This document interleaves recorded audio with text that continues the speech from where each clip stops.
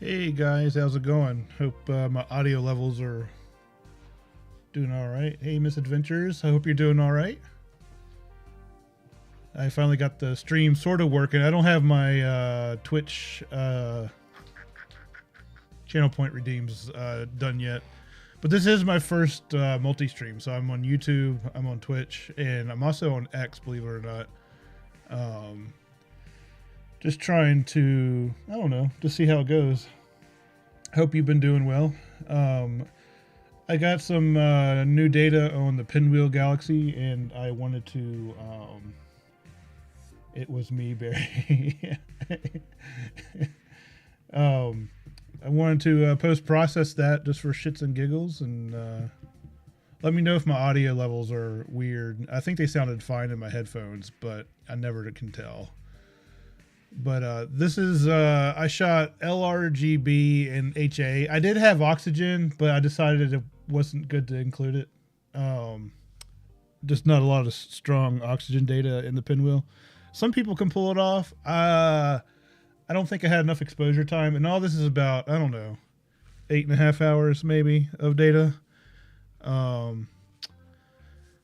But let me get started here. Let me rename these.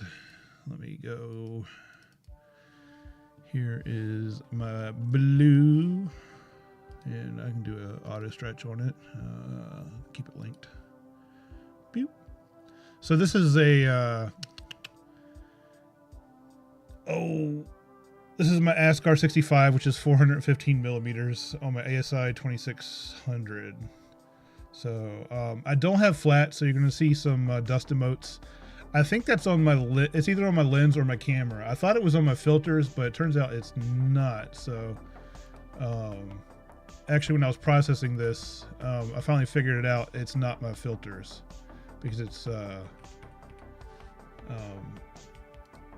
on all of them. So that's my green. This is my red.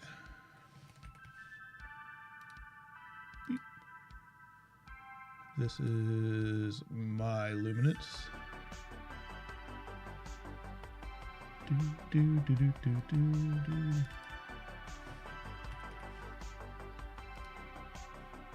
And I've already processed this a few times just to get the grip. You can see the dust emotes really good here. I got like one there, maybe one there, one there. I don't have, for me, flats are very hard to take because it means I have to leave my setup. The only way I can do it right now is leaving my setup open until it's well into daylight, which would be like many hours for me, and do the t-shirt way. But I have to take my stuff down. But I want to get the Prima Luce, what is the, let me see if I can pull that up here. Let me see if I can, they have, what's it called? Giotto?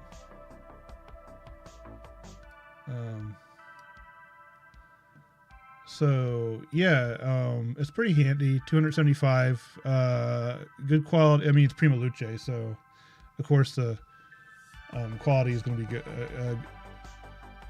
industry best. So yeah, and for about $300 after taxes, for me it's going to be worth it because like I say, I have to take down my stuff every time, so that just sort of becomes an issue for me.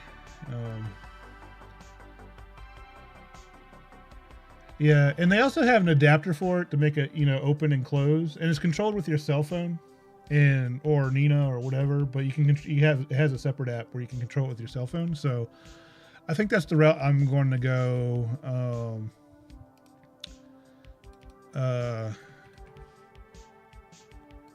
Next, I'm not sure when exactly I will get it. I would like to get the S2 filter after I finish paying off my existing filters.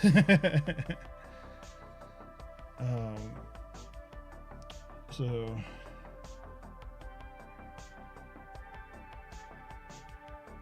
yeah, for sure.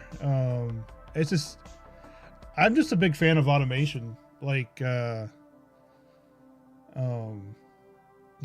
more I can sit on my butt and like just push a button instead of get up and waller around and touch things, the better off I feel I am. It's a creature comfort, and yeah, I'm not sure if I'll get the automated open and close hatchy thing and get sleep. Yeah, I may at some point with a different telescope, but for something that's dependably a flat screen that is color white balance just right, and no artificial vignetting like some of the flat field illuminators do.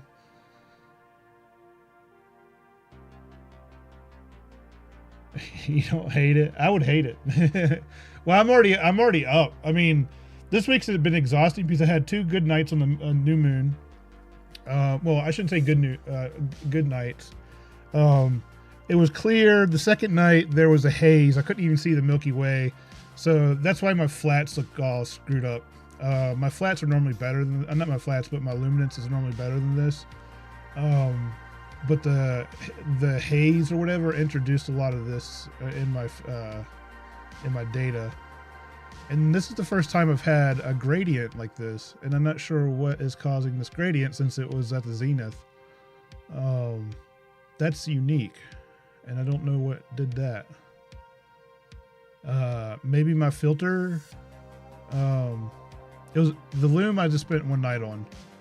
Maybe my filter wasn't properly aligned, but normally that's probably what it is. I did a calibration on it to make sure it was right, but it's you don't see it on my other images. Well, maybe over here. Just a slight one. But yeah, I need to clean my lens off now that I know where these dust emotes are, because I thought I had introduced them when I installed my filters in the filter wheel. Even though I was really careful, I used lens gloves. Like the fabric they use in lens factories and stuff like that. They're pretty cheap. I prefer those better than rubber gloves because rubber gloves sometimes have a powder or oily film to it that can introduce smudges or stuff to them. So for $10 you can buy the lens gloves, the little white things. Yeah, I saw that you used a mask.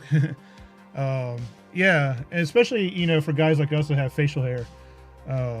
You don't want it coming down on it. So I was really careful with my filters.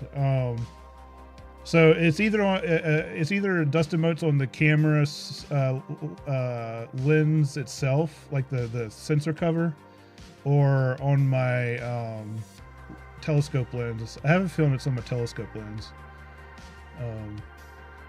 But now I can sort of focus, and I'm due for a cleaning on my lens anyways, because I generally try to do it about once a year, and I'm going to do it after the pollen season dies down here.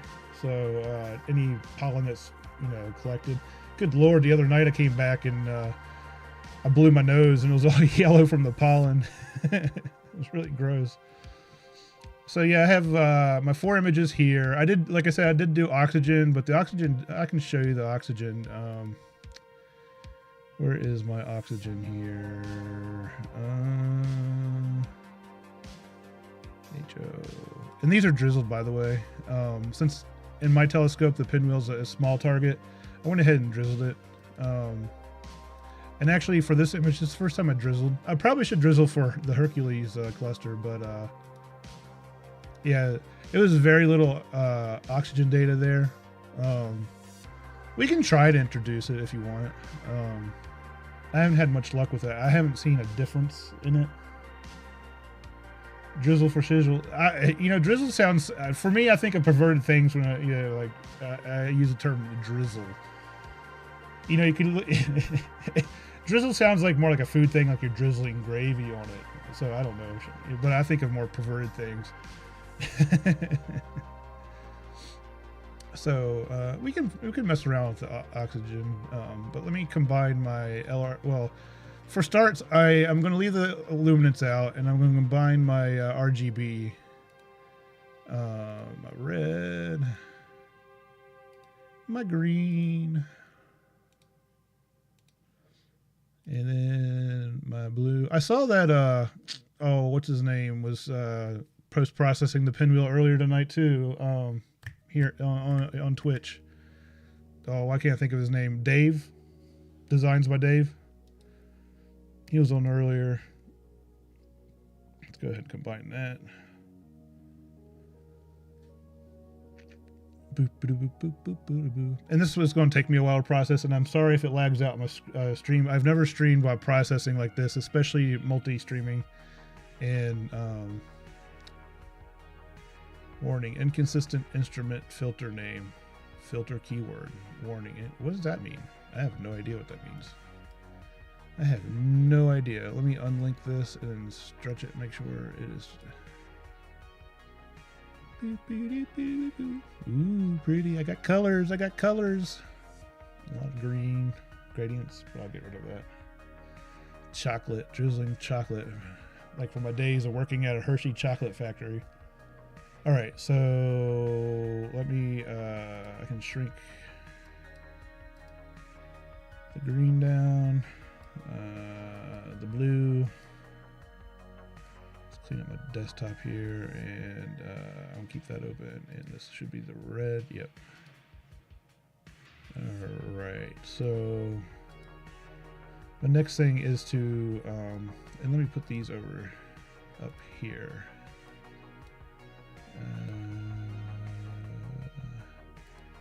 The loom I am going to use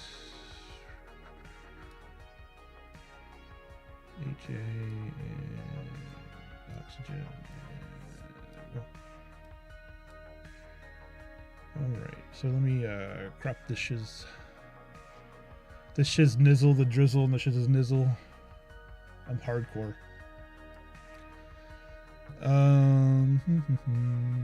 Like I said, I've post-processed this 3 other times before I feel comfortable enough, at least to get a consistent result.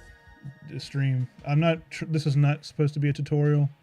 But though it might show whoever's watching this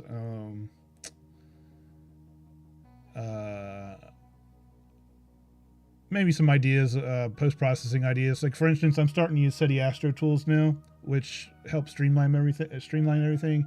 And when you're sort of starting off in this program, streamlining is helps a lot until you figure out how to manually do it, and you have that kind of control. But let me go ahead and do a dynamic crop here.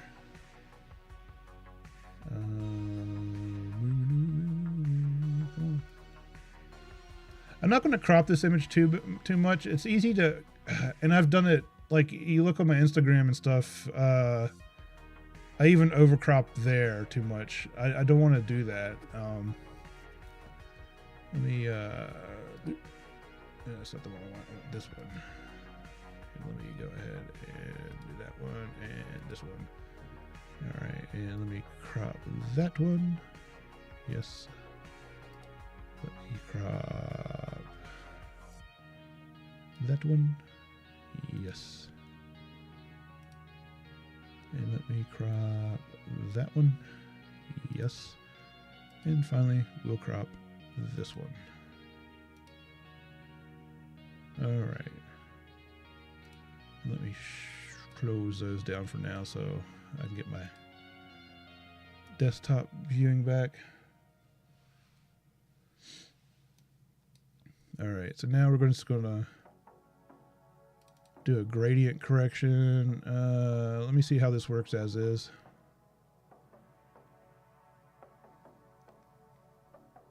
Doop doop boop boop boop.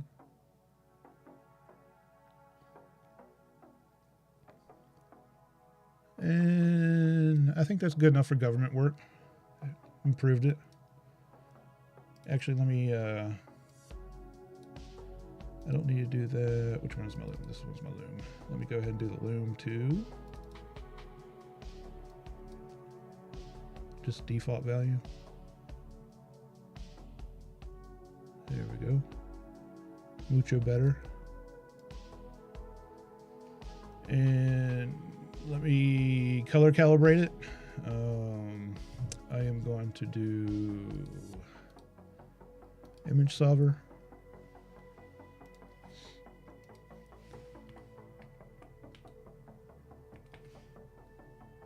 Search for that bad boy. Hit OK and hit OK, and now it's just going to compare it. Yeah, I noticed you haven't done a lot of deep sky stuff. You like doing satellites and planetary.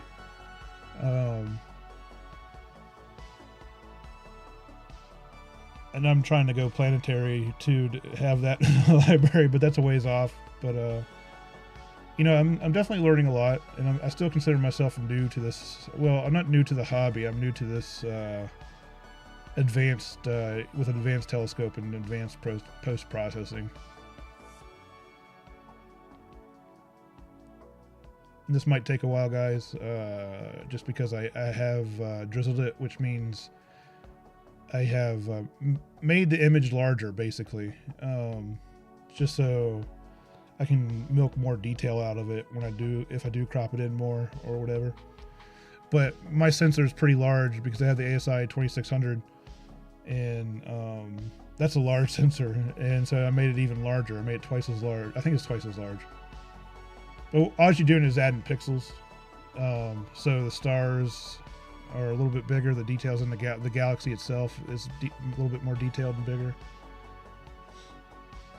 All right, so that's that. Now I'm going to go to SPCC, and this is where I put in my information.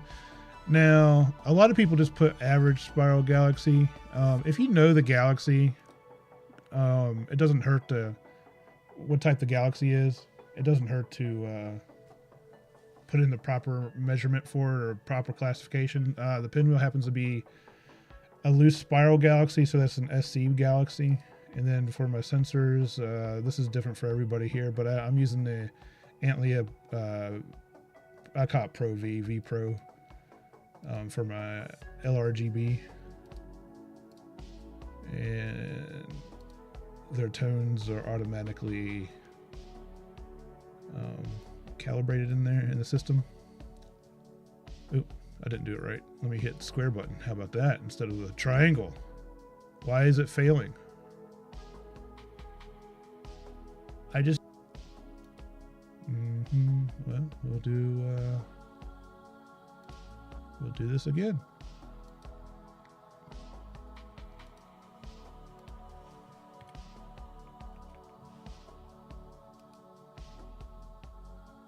All right, and hit OK.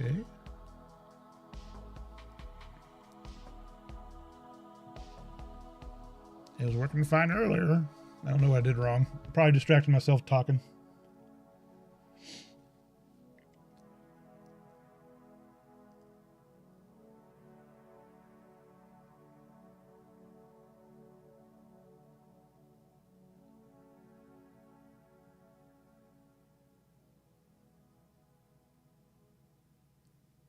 Do do do do do do do.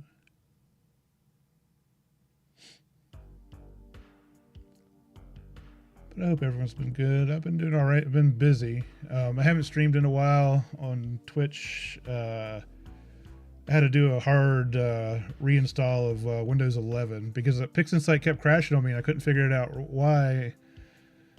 So all my drivers were updated. Then I went through and I was like, well, let me do a fresh Windows install, and my OBS stuff didn't back up. So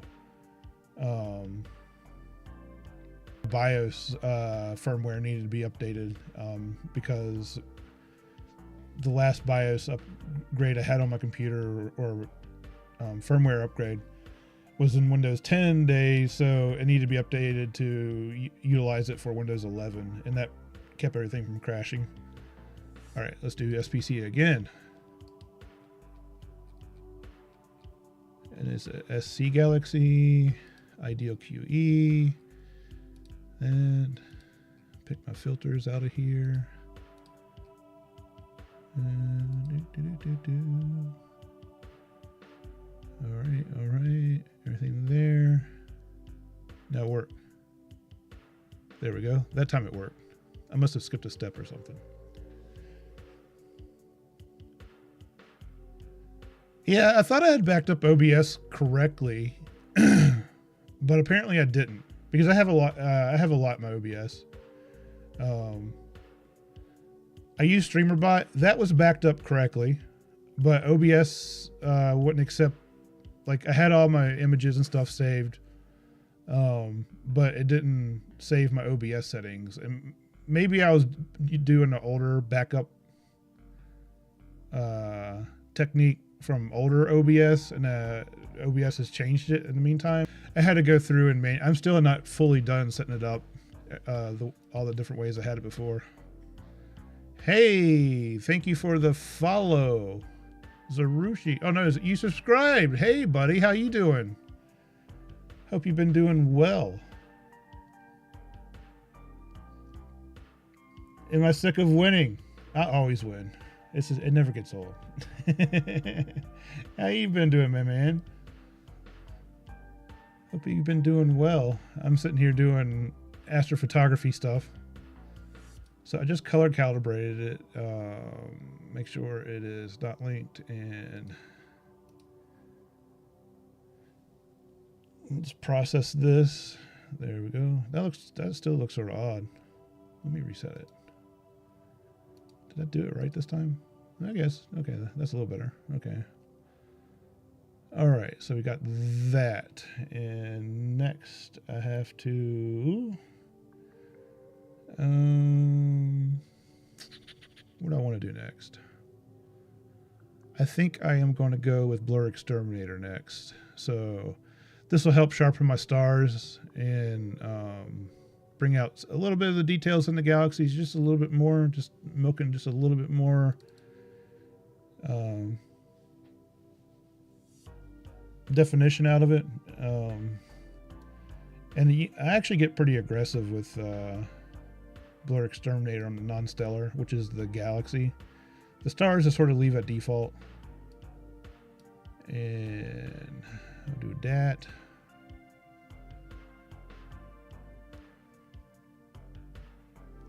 I hope I'm doing my steps right. I do have them written down here.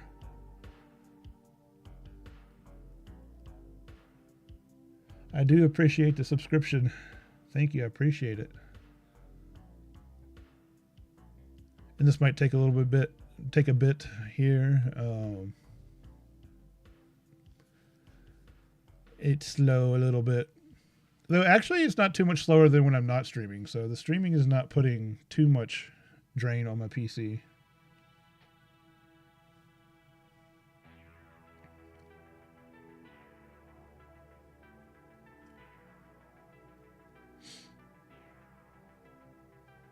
I feel like I gotta sneeze.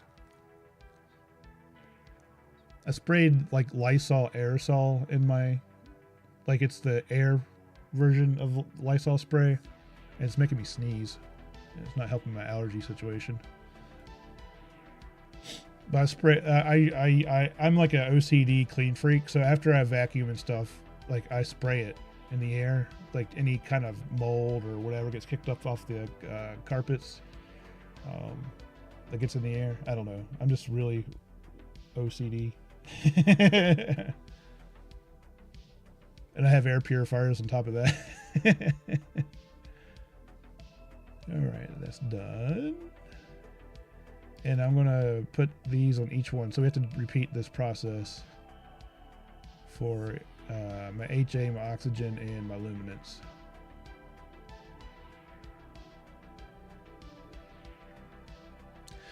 Now, I did submit this photograph to Look-O-Matico on YouTube, and he does really good where he takes his viewers' images and he does a really good job at making suggestions and stuff. yeah.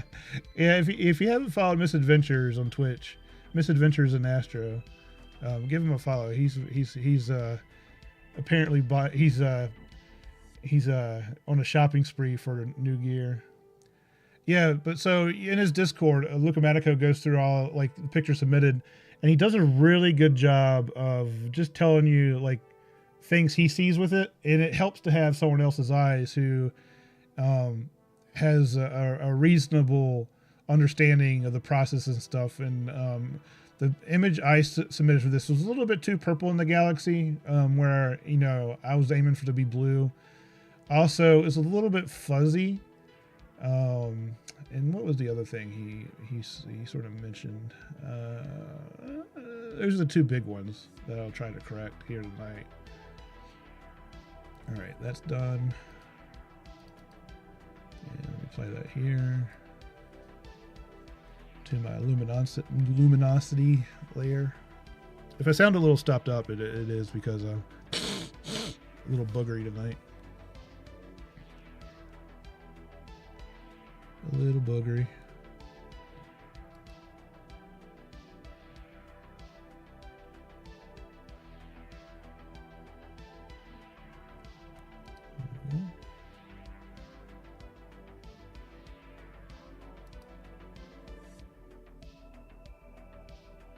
Yeah, you're the camera king.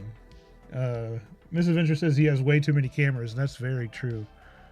He has a bunch of them. I consolidated in order to get my ASI 2600.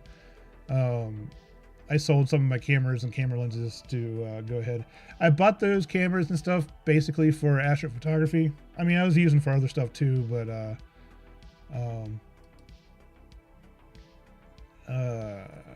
I decided I really wanted a dedicated Astro camera, and that was probably the best choice I could make, and it was.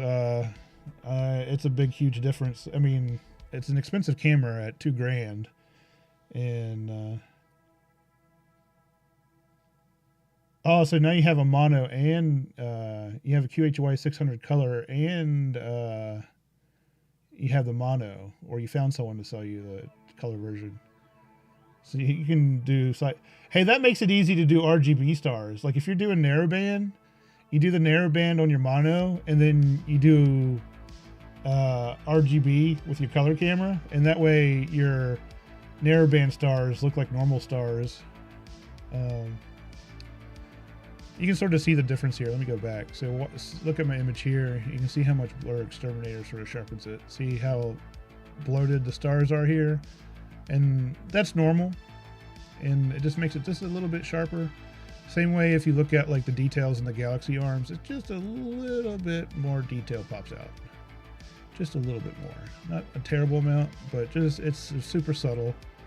It goes a long way because we're just sort of getting started here. Oh, did I do this one? This is my oxygen. Let me see what the last. No, that was the crop was last. There we go. Yeah, so I haven't done this one yet. Yeah, I like my hat. It's and y'all can't see it, but it's a Blue Origin hat. It has a little feather here.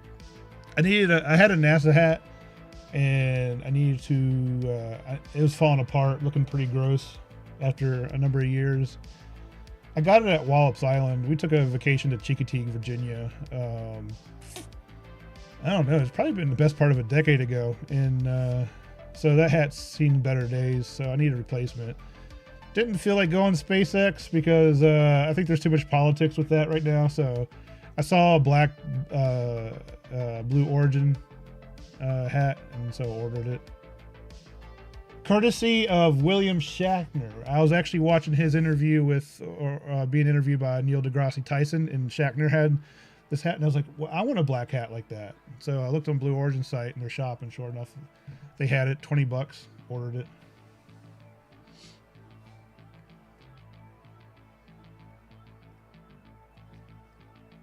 So far, I'm not wearing the William Shatner, girdle and sweater vest or whatever he wears. I don't know.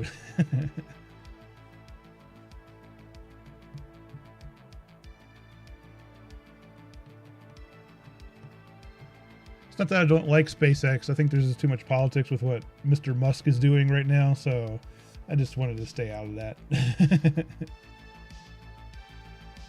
All right, we got that. Okay, so next step, I want to do, I think it's going to be continuum subtraction, which this is a SETI Astro tool. Let me check my notes here. Yes, so let me open up, is this my HA? It's under script, SETI Astro, continuum subtraction utility. And let me go to HA. I think I set this to RGB. Oop, I need to set this to RGB. Hold on. Oop.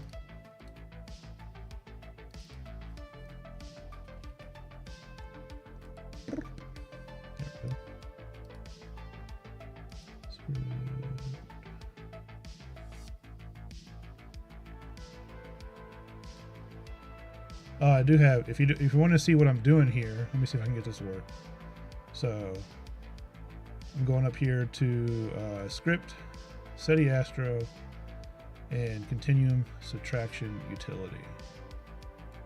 And just click on it. And it opens it up. A little fun technique I learned how to do in OBS to control like where my mouse is going. I can how do I do this? Lock it? Is that it? Yeah, that's lock. So I'm going to select my HA. What is drizzle integration? I have no idea what that is. Is that my O? Yeah, that's my oxygen. Okay, I have to remember that. HA. And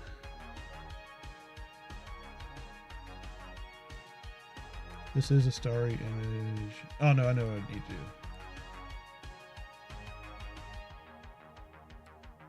do. Yeah, we're fine. We're fine. I don't need to do that.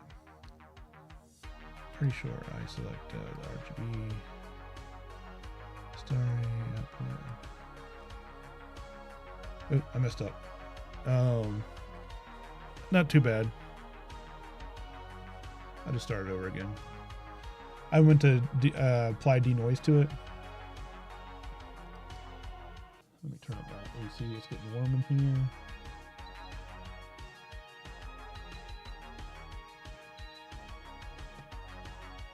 Alright, let me just close this out again.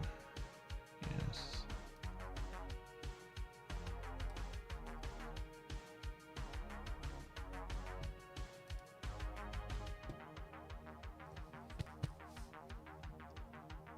Alright, so let me back out. Have to get used to learning this tool. SETI Astro. Oops, sorry. And then continuum subtraction utility. And then again, we're going with the HA. RGB, and right here is what I forgot to check last time. I'm going to denoise this image here. Oop, sorry.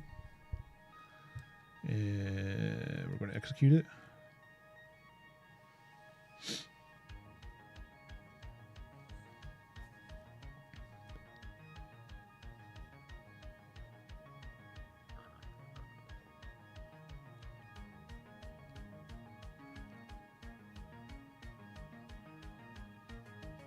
There we go. Almost there.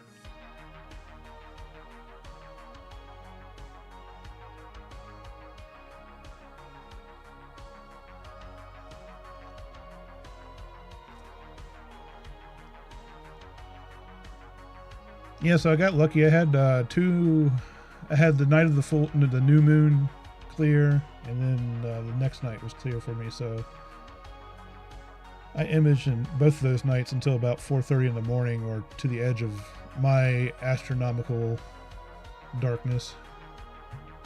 Alright, so we're doing that. So this, I am going to stick you down here now. I'm done with you. And I am going to stick you up here. No, stick you right there. This is my, oops. Oxygen. Forgot to name it earlier. Again,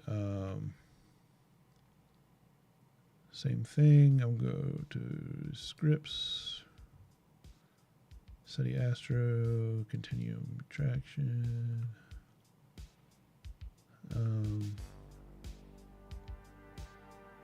This time, I think this is how you do the O3. And again, RGB. And there's not a lot of oxygen data. I mean, there is, but I probably wouldn't come out. I need a lot more imaging time with it than roughly an hour and a half, 2 hours. Let me apply denoise again. And execute.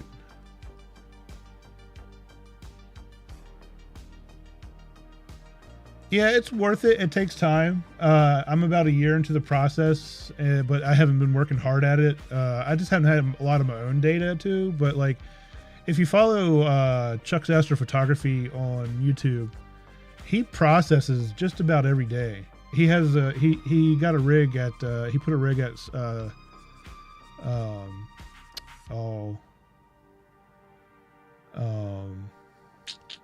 what's the Bray Falls observatory thingy, remote observatory, Starfront. So he has a ton of clear weather, so he has a lot of data, and he shares his data with his members. And if his member, it only costs $1 a month or something like that. It's totally worth it to be a member of his channel. And his is color data. He does do narrowband when he images from his backyard in Detroit.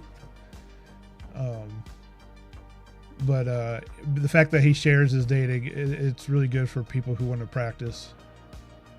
All right, so that is done now. Let me put my oxygen up here and put this right here. Put that down there. And now I am going to do, what do I want to do here? Yeah, I'm just going to denoise it, the rest of them too. I find 0.9 is a little too high, so I'll just take it down to about 0.75. I'll do that for my RGB.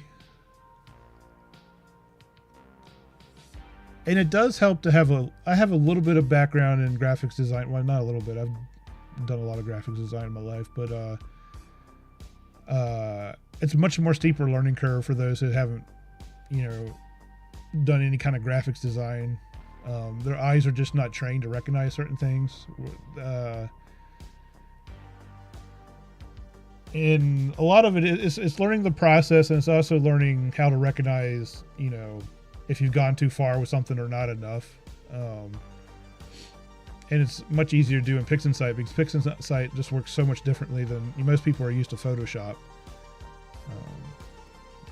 But I can do it before and after. I think this comes up on the screen, but you can see this is a current version. And this is before denoise and then after denoise. So it took all that noise out. And now let's do my luminance same way. And the luminance layer, it gives it a little bit more definition, a little bit more contrast. It gives a little bit more depth when you do it right. Graphics design, these nuts, these Nutella, these nuts. Oh.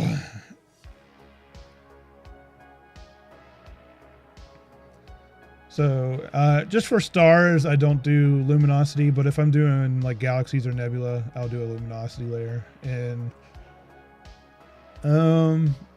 you're supposed to measure, like you're supposed to base how many exposures and stuff you need based on the histogram, but I don't look at the histogram. I just do twice as much luminosity as I do for RGB, and that just seems to be, right now it works for the objects I am doing. I am sure I'll encounter objects later that it'll be more important to be a little bit more controlled.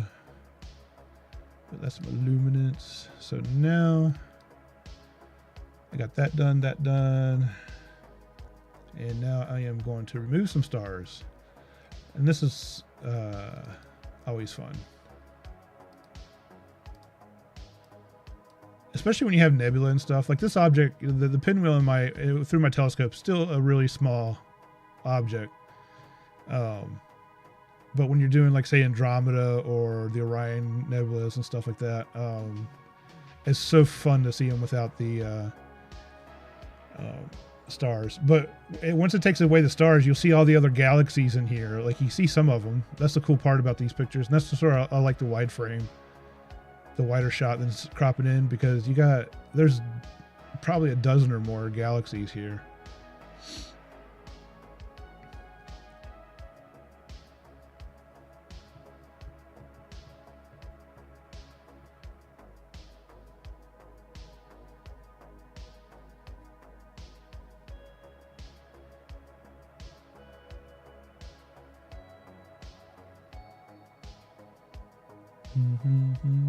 Just takes a while. Normally it doesn't take this long, but because I drizzled it, it's just a lot. It's a much larger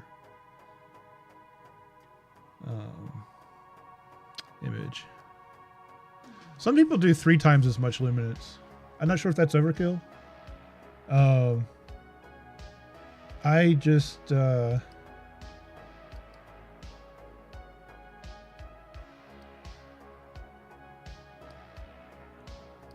me save you. You're very important. I want my stars back. But here's all the galaxies and stuff that are in this image. All these are probably galaxies. Some of them you definitely can tell are galaxies. This I don't know what it is. I'm not sure.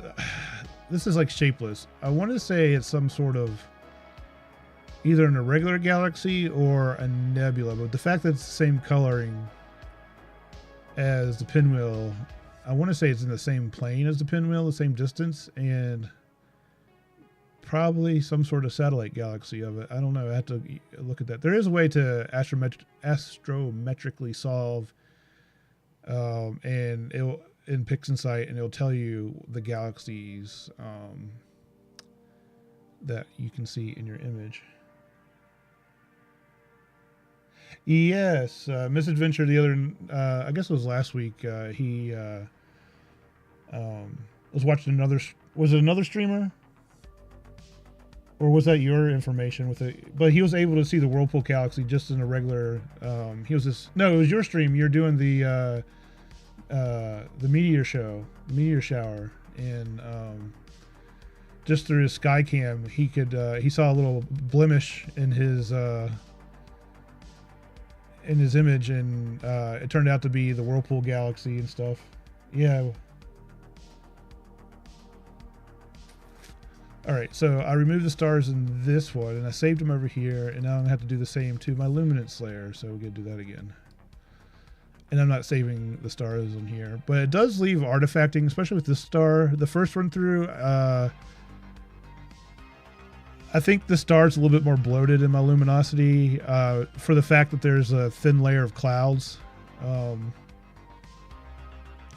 Probably if I would go reshoot, I'd probably throw away my luminance data, because it wasn't the night I recorded it wasn't the best night. I looked up and I couldn't see the Milky Way, so I was like, uh-oh. I could see stars, but I couldn't see the Milky Way. So all of a sudden, like, I'd go from a board of 3.5 to, like, I don't know, a 5 or something.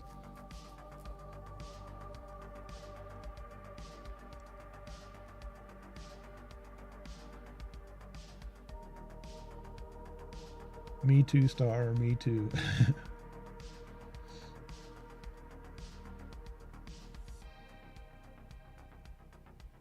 There we go. And guess what I'm going to do? I'm just going to throw you away. There we go. All right, we're done with that. I am going to save you up here with this other important stuff. So now I'm going to start bringing out the colors a little bit better. How do I want to do this? There's an easy way, and then there's a harder way. We can do the easy way. Well, it's what I've done it both ways with this image. So you have curves. Let me go ahead and just, and then you use your, you adjust your curves here. No. Yes. No. Yes. No. What am I doing? No. Not yet. I'm not doing the colors. I'm bringing out the... Let me get my head space correct. Use GHS. And so we can manually do it. So this is a point. And then what you're going to do is stretch it, and you'll start finding the right point there. But there is an easier way, especially for beginners. And that's doing local histogram equalization, which is easy for a lot of people. So here, let me do my little trick thing. So under processes, all processes, local histogram equalization. There we go. Is that it? No, that's not what I wanted.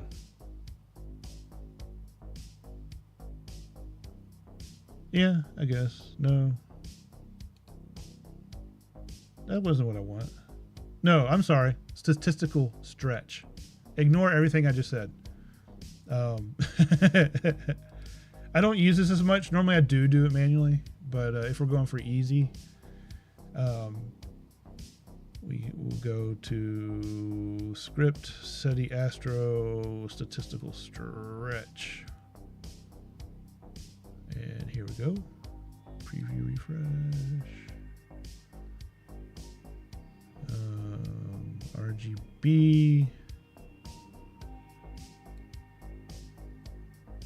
And take this to about a 1.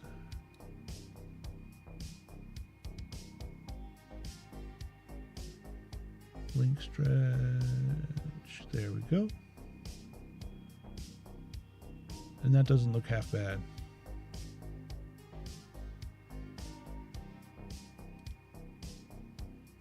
So this is, once you start stretching the image, like cooking it in, that's called a non-linear image. Before we were a linear image because we hadn't stretched it yet. We were doing the auto stretch, but that's not like a permanent change. Let me go back to full screen now. I keep forgetting I have it on. I turn it on and...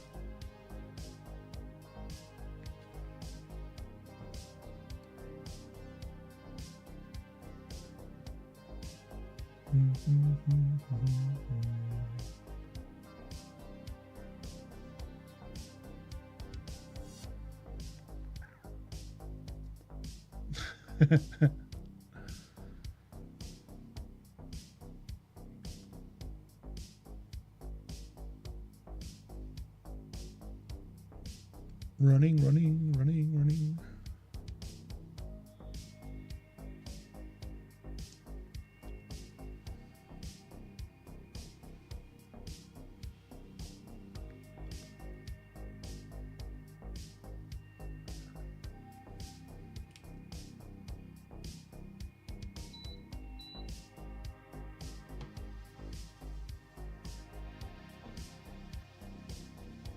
Are you still running? I guess no, whatever.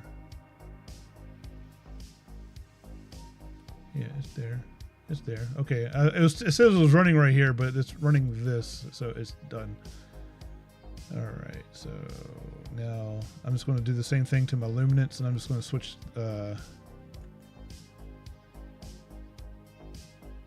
Oops, accidentally started it, I think. There we go.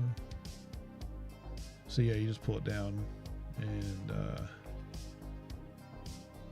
we are going to execute that. Oh, it's cranking up. I can see the lag there. Oh, I'm dropping frames too. Sorry for any lag.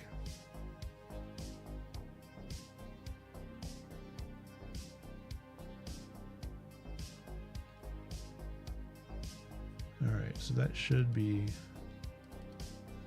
There it is. And all my blemishes.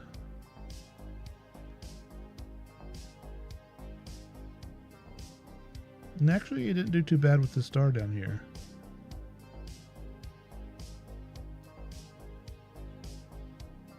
Interesting.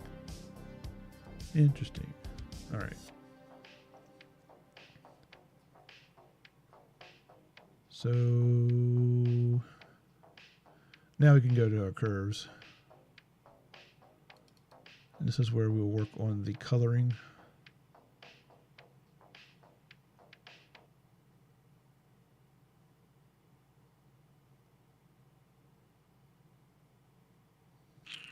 Let me open up the, well, no, I don't want to do, I want to do this one. There we go. And let me, you just hit Control, zoom in on that galaxy. Let me do chrominance.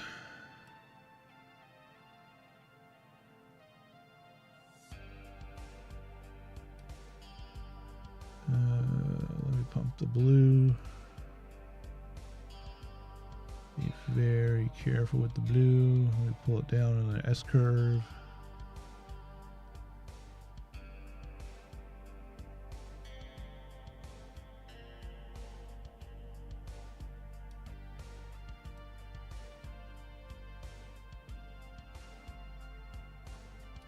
I got a green overcast to it, but I'll take care of that later in SCNR. Now, one of the hard part, and this is like a guesstimation process, is when I add my luminance, it's going to not be as saturated looking. So you sort of, when you're doing it this way, before you add your luminance, you want to boost those colors further than you normally would, because the luminance is going to weaken them. So let me pop that pretty good. I'm going to say that's good. I am going to apply it.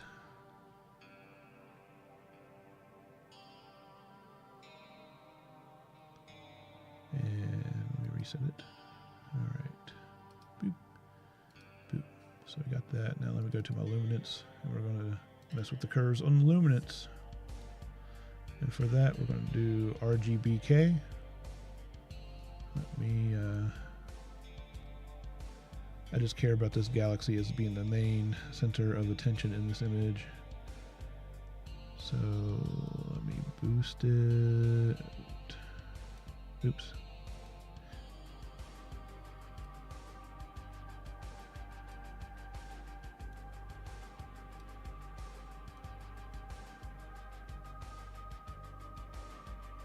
Sort of looking for a sweet spot.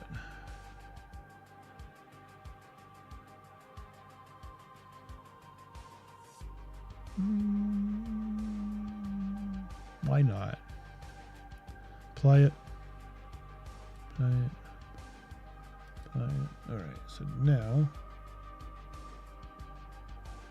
this is where we do the local histogram equalization. So what's that under? Is that scripts or process? Processes, local histogram equalization. And this is using, again, the swag technique, which is the scientific wild ass guess. Let me do a preview. So the default values are going to make it look pretty janky. This is where we're adding sort of the contrast that we're going to get out of the luminance to give it a little bit more depth, and it's easy to overdo with this. And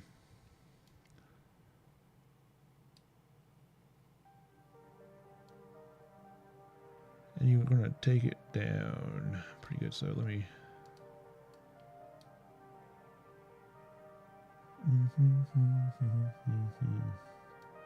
take it down even further. It does want to cook it.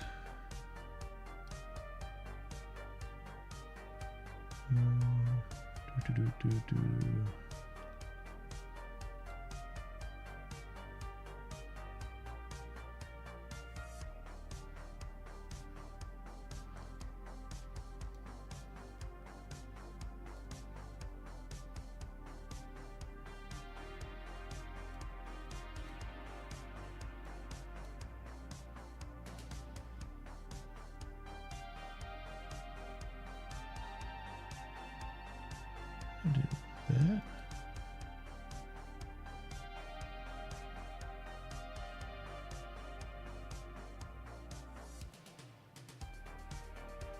Let it process it.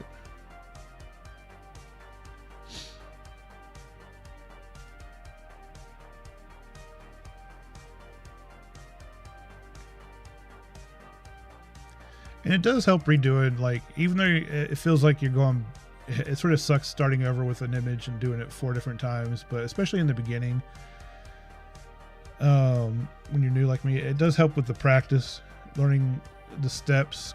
Each picture is different in its own way, that you got to make corrections for, but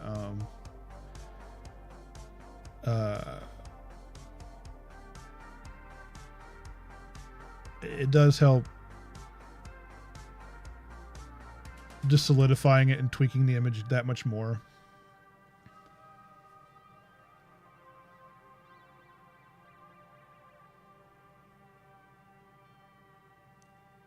%95 now.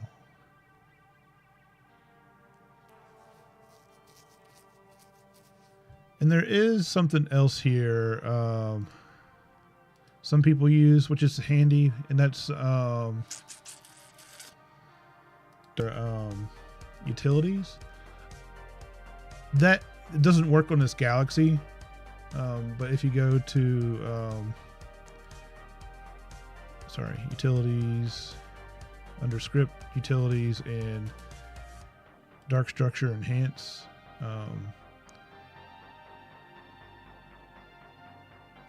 it does, for some objects, it brings out the darker areas of it. I find with this image,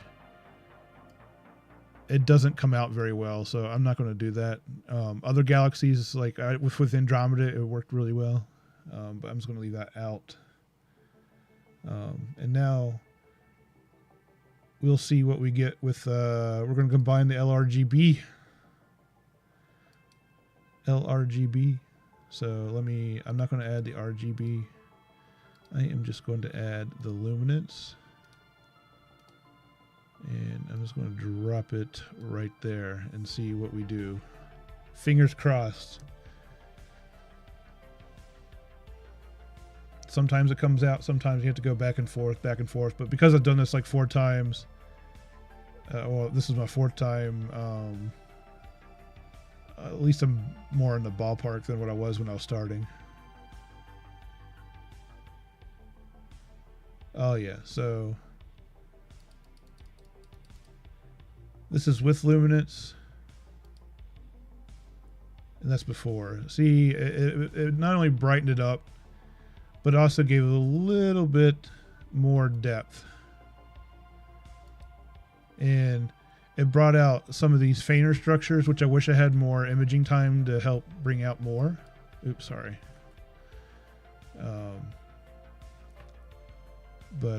Yeah, with luminance, without. So it really added. So now, let me go back out.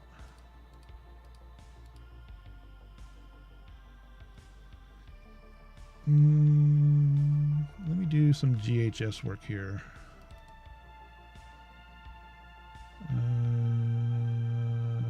If I can do any.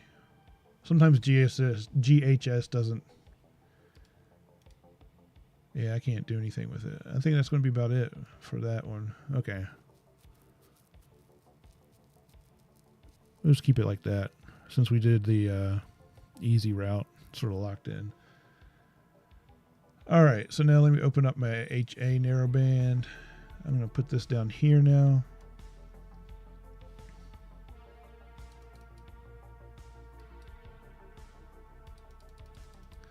So this is my HA data. And what I want to do is refine this a little bit more, and take out. I just want more of the denser HA regions. I don't want them all, because then they'll start looking a little weird.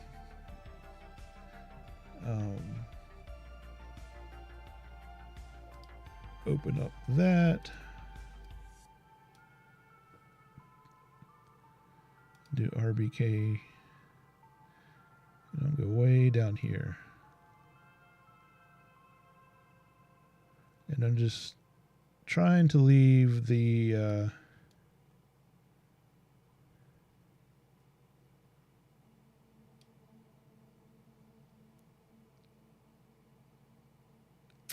More dense regions.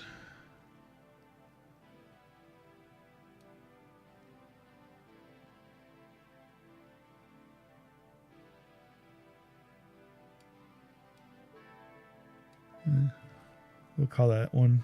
All right. That one's done. Now we do the same thing with my oxygen data, which admittedly there's not a lot there.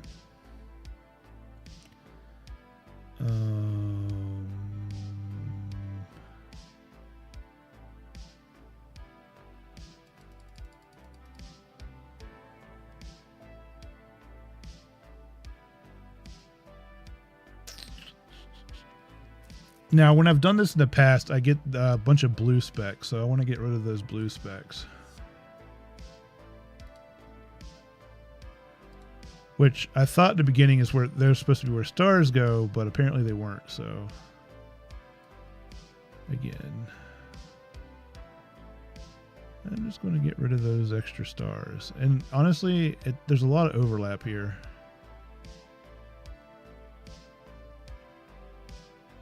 I don't think we're going to see it. That's what I mean. Like, I need more integration time, more imaging time with the oxygen.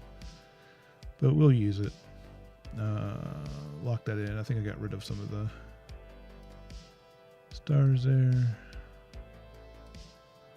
Put that in.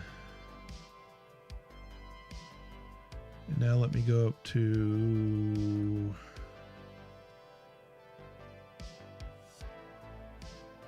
Where is that under? Is it under scripts? Is it utilities? Or toolbox? Combine RGB and narrowband. Okay. RGB. Oh, before I do that. Okay, yeah, we're good. Select that as my RGB image. Red, green, blue. And...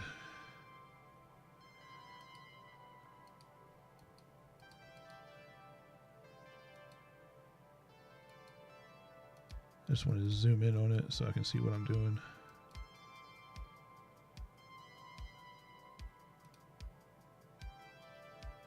All right, narrowband red color, and I want for that to be my HA narrowband.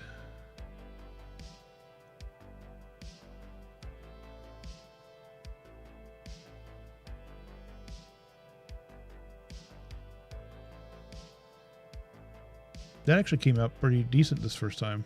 That's about how I want it.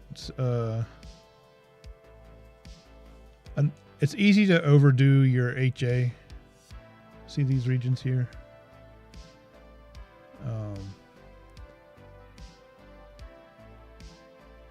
We could maybe bring it out a little bit more. Oops, I didn't want to do that. Where was it? It was what, 1 before, right?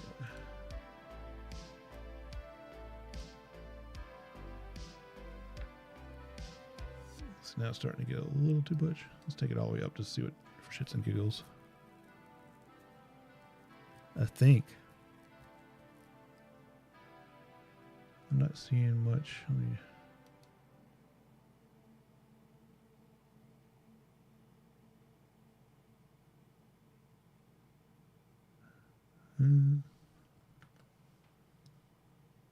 So I had my 03 narrowband.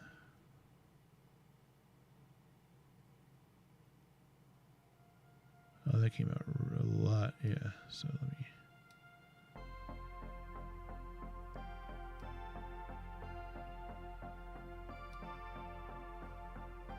I'm hoping some of these, I want to say stars go there when I put them back in. Like that. These, I'm not sure. I think they're just sort of...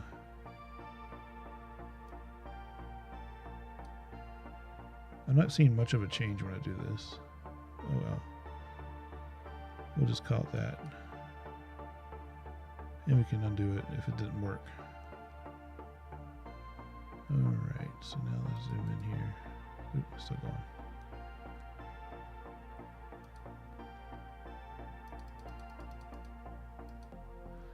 That didn't do too bad. That didn't do too bad.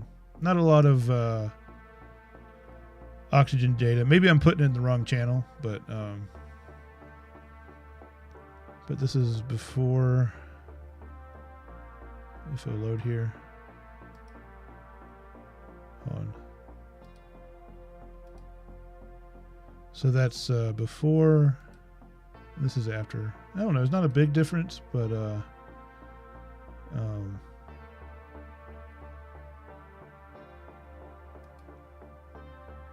that's luminance. That's red, and that is the oxygen. Yeah, I'll take it. I like a little bit of subtleness. And then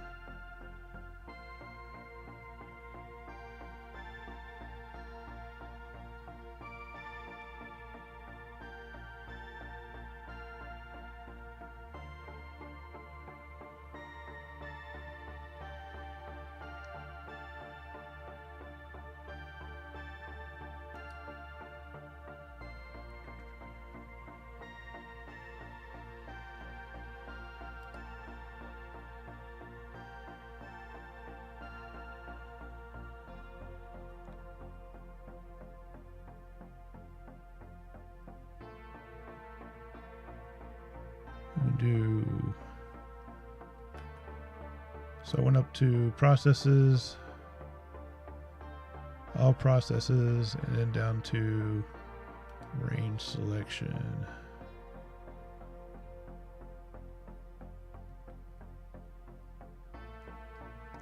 And this is where we're going to make a mask, because the reason I have to do that, let me back out here.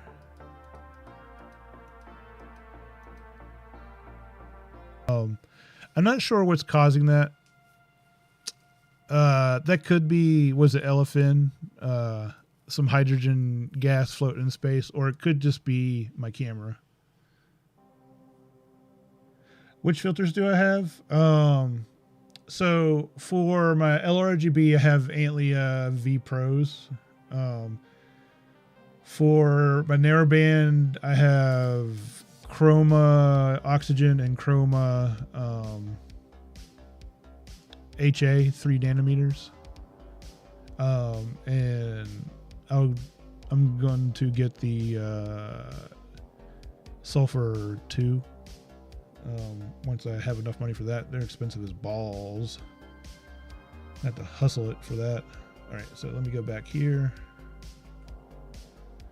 Process, all processes. Range selection, and open that up. Don't freak out. So I'm just going to highlight the galaxy here. I just want the galaxy information.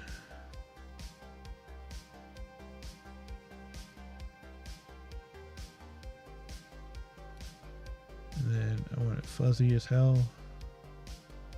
I want it smooth.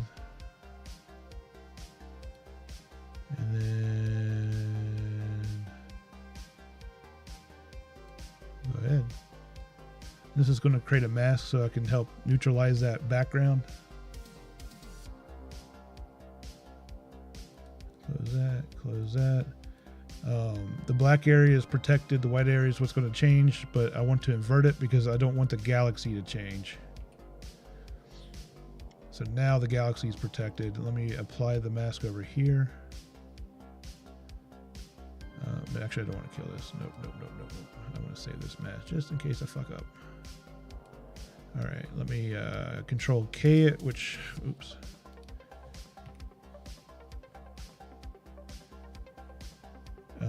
Hides the mask so I can see what the hell I'm doing. And now I'll open curves. And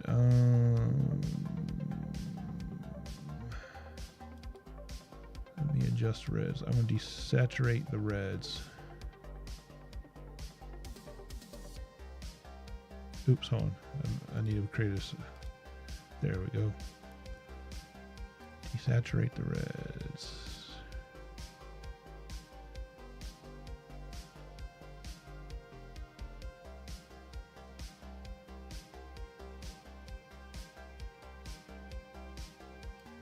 Darken it. Can I darken it? No.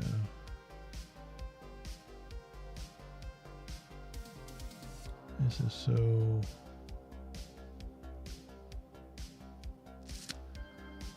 baby steps.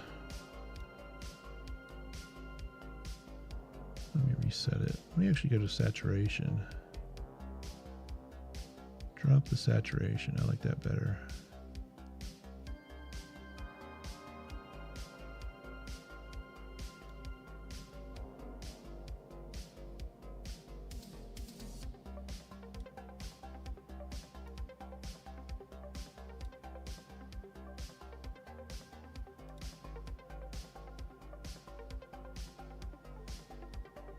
Now let me work on the reds here.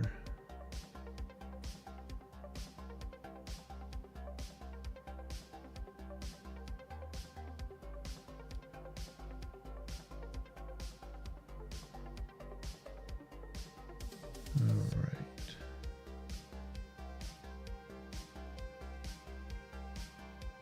Do that. Still a green overcast, but I think I'm getting ready to take care of that here in a second. So I'm going to apply that. You can see my dust emotes. That's my data is decent except for the luminance layer, and that's what's sort of causing it. I should have took flats, but I'm lazy. One day I'll have a nice flat thingy to do. All right, so I got that and that. Let me go under GHS here.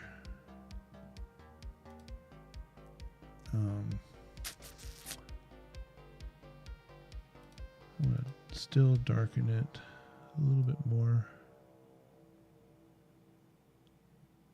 without clipping. That's the hard part, is seeing where you clip.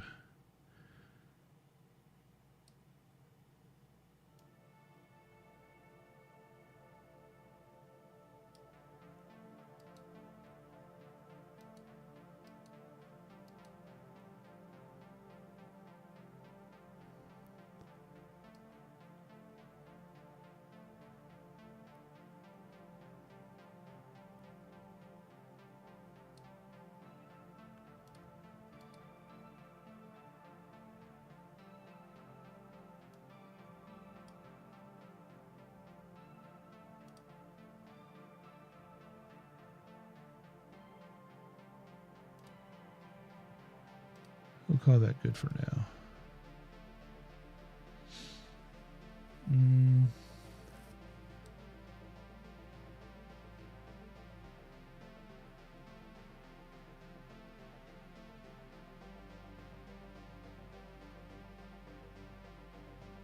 Now, let me go.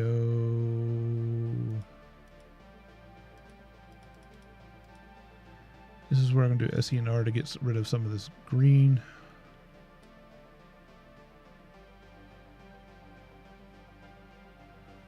There, that got rid of the green overcast.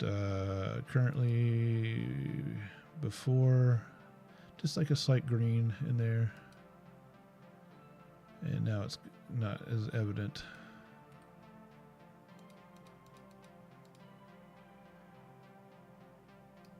What happens if I do it again?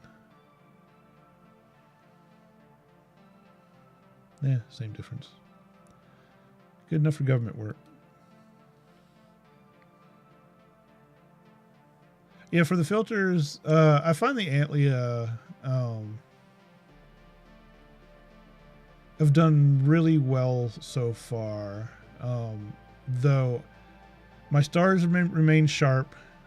My stars look wonderful through them, which is important to me. The color seems pretty good for, I think. So I have the 50 millimeter unmounted, which are I think the most expensive ones, and that was like 600 for the LRGB all combined.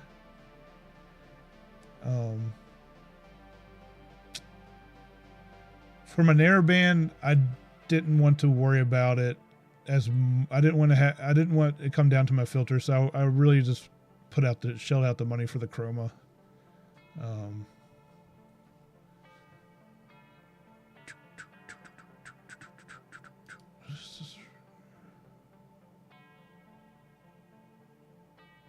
Oops, I know what I did wrong. Let me do undo. I still had my mask applied. There we go. Let me mask. Remove mask. There we go. Now let me apply. I wasn't seeing what I was looking for out of it. Okay. There we go. Much better. That's what I'm looking for. That's what I was looking for. All right. Now I am going to apply my stars back. All right. So, but before I do that, let me go to,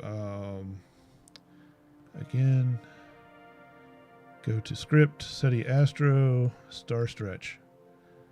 I'm going to, since I didn't remove the green with my stars, I'm going to remove the SNR. Or I'm going to remove the green with SNR in this, and I'm just going to run that. And now I got perfectly stretched stars, and I can apply them back. So,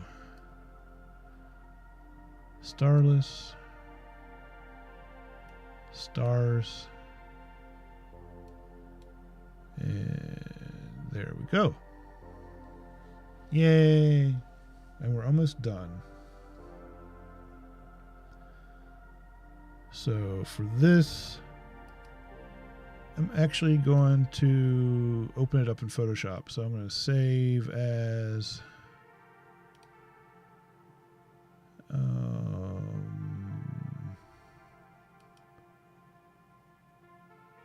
a 16-bit TIFF, since Photoshop doesn't read 32-bit.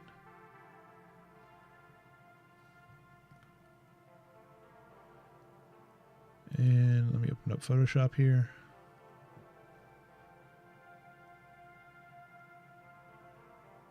File open.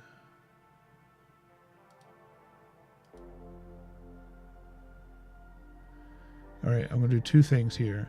So there's a little bit of fuzz, and I think that's from the... oh yeah, I'm a baller. I didn't want to worry about the quality of it. I didn't want to find out later that... Because, especially with filters, I find people... They don't have... Filters are... Well, gosh... Probably my single most expensive part of my telescope now is my filter wheel with the filters in it. It's a big investment, and that can make and break your images. So I really didn't want to skimp on it. I wanted to know that it's there, that I'm getting the maximum quality I can. And that's why I didn't skimp on my narrowband. So it's not readily apparent, but there's sort of a haze over my whole image here. And that's from my luminance layer. And the reason I put it in Photoshop is so I can use Camera Raw.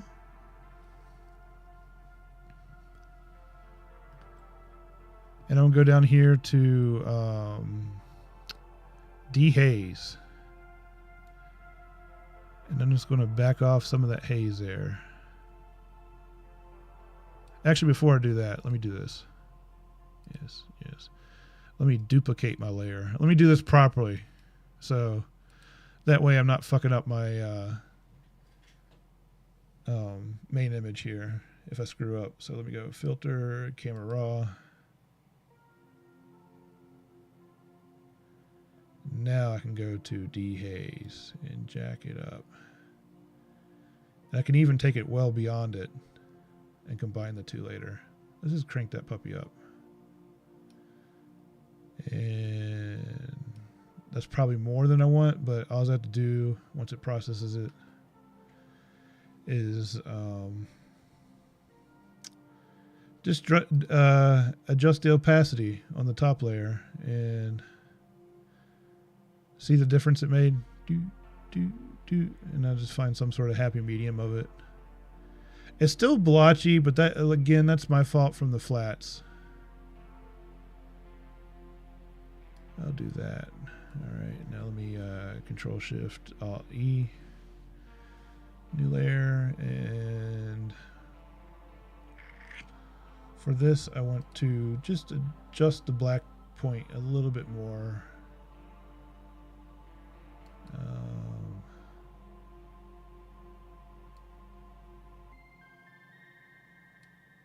And I'll call it quit there. So that's the final photo. Hey, Third Rock. Yeah, so Third Rock Astronomy. Follow him on Twitch if you haven't. He said in chat, the quality of the mount and the quality of your scope optics and filters are the most important. Yeah, mount you don't want to slouch on. A lot of people want big telescopes, but they don't want to fork up the money for the mount, and it should be the other way around, because that's your guiding, and that's what keeps your stars pinpointed, accurate pinpoints. The other thing that can mess up those pinpoint stars is also your optics, like your filters and stuff like that.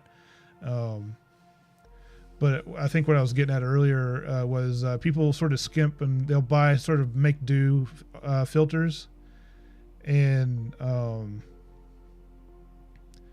which is fine. It's part of the learning process, but they shelled out the money for it, a little bit of money, and then they decide they're awful. They're awful. Their stars are bloated. The colors are not coming together right, and all this fun stuff. So then they have to go put out more money to get better quality filters. And at the end of the day, they could have saved themselves by just, being patient, putting out the money first, and skip the hassle. But yeah, this is the final image here. Decent. I'm not going to say this is the best picture you've ever seen of the pinwheel, but for me, it's in the ballpark where my capabilities, and hope it was a little bit insightful going through PixInsight. I'm still learning it. It's a very complicated program.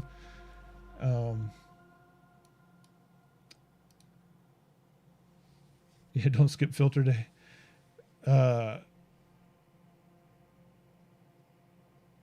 Yeah, I've been working on it for about a year now. I got, what was it, like tax day before last I got it with my tax return. So I've been tinkering with it. And every time I fire it up, I'm learning something new every image. So with this image, the thing I did for the first time was drizzling. I've never drizzled before. And the reason I did that was because the galaxy's so small in my field of view that if I wanted to crop it in, it'll look just a little bit sharper. But I don't like overcropping.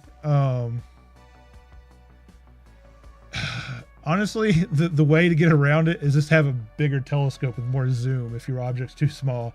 That's the best way to go forward, but that is the expensive way to do it. And in the meantime, you're sort of just making do. Let me do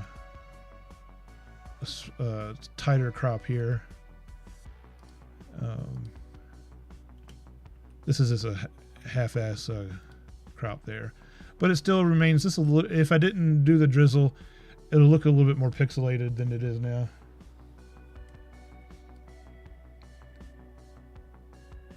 Third Rock writes, I went for the Optolong LRGB SHO kit because the cost was there. A 2-inch set of LRGB HA03 S2 in either N2 or N3 is not cheap. Yeah, that's for sure. And I do not plan to get them when I buy a full-frame camera for now. While I know the Optolong filters are not the best, they're good enough to get the job done. Yeah, I think that's why I found a happy medium with the Antlia LRGB. And so far they performed to what I know. I might be trying something in the future and notice something. My stars seem to be pretty solid. The one thing I do notice in my image, I have a little bit of a blue bloat. My blue channel bloats a little bit, and I don't think that's my filters. Honestly think that's my telescope, and it's very slight. Like, I honestly don't have to worry about it, but it's sort of there. And the reason I think it's my telescope is Nebula Photos, Nico, he reviewed my telescope, the telescope I have. He did a review of the same model, and I believe it was him who noticed a slight blue bloat in the blue channel. Yeah, and I did show. I do have the 2600, so I really wanted to max out, you know, that performance. If I had like a lesser camera, I might have reconsidered, but I just went all out, man. I didn't want, you know, I wanted to make this process as easy as for me as possible, so that when I'm post processing, I know I have the data's good. It's not because I was skimping on some other end. I basically, like, I look at it as trying to take as much of the variable out, like trying to take the variable out of tracking, trying to take the variable out with the telescope. That's why my telescope's a quintuplet astrograph. Same with the filters. By the time I go to post processing, I want to know that I've maxed out. Same with even when I go back to imaging. That's why I drive. This is me being OCD. That's why I drive 45 minutes just to take an image or have an imaging session, because it's the darkest skies I can reasonably find, and, you know, for hundreds of miles. So,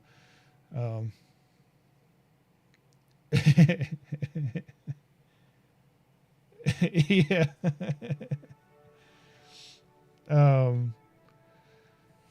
But I just, to me, astrophotography is just a game of trying to get rid of as many variables as possible, and it's art versus a science. I mean, there's a science, but there's a big part of it that's art.